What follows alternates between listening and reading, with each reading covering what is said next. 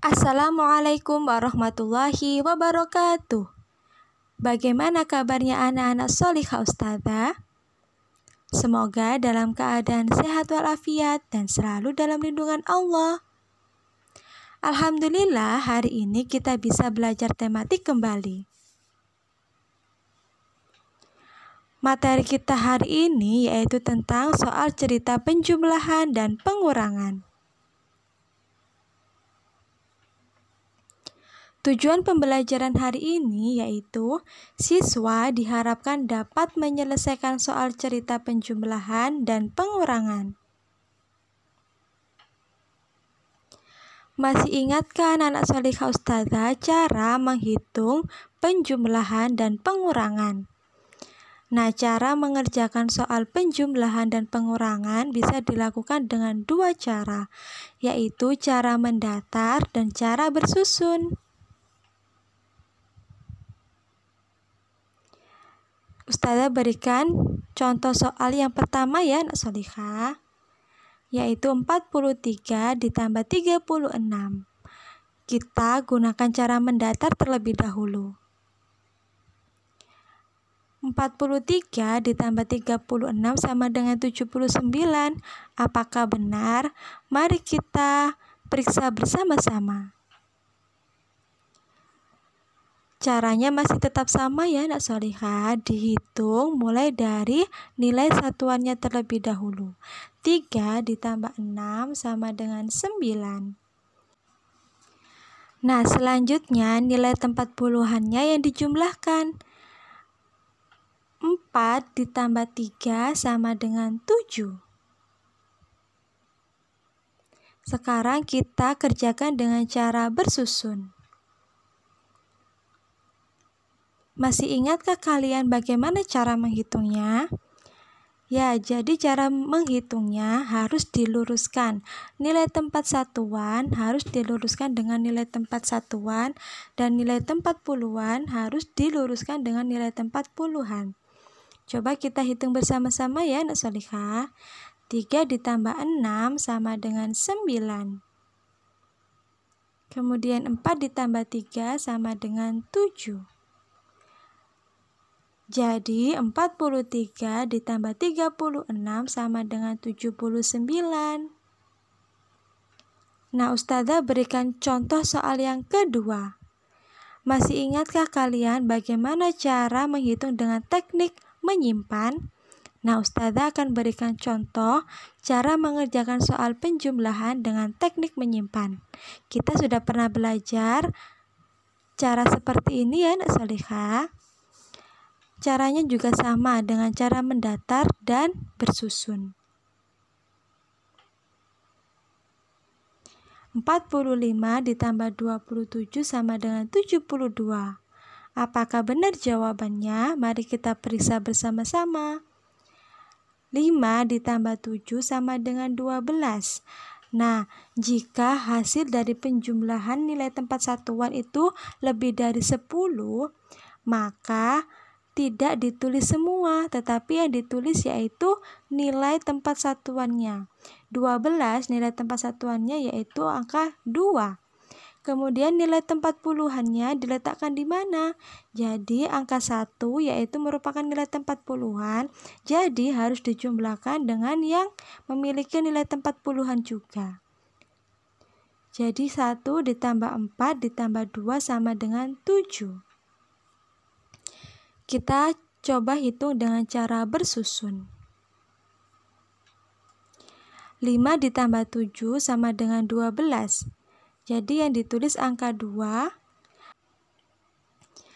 Jadi angka satunya disimpan, dijumlahkan dengan nilai tempat puluhan.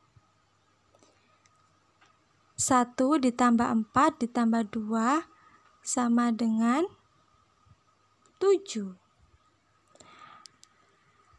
Sekarang Ustazah berikan contoh soal pengurangan. Caranya juga memiliki dua, yaitu cara mendatar dan cara bersusun. Contoh soal yang pertama yaitu 86 dikurangi 32 sama dengan 54. Apakah benar jawabannya? Cara mengerjakannya juga tetap sama ya anak solihah. Silahkan dihitung mulai dari angka yang belakang atau nilai tempat satuannya.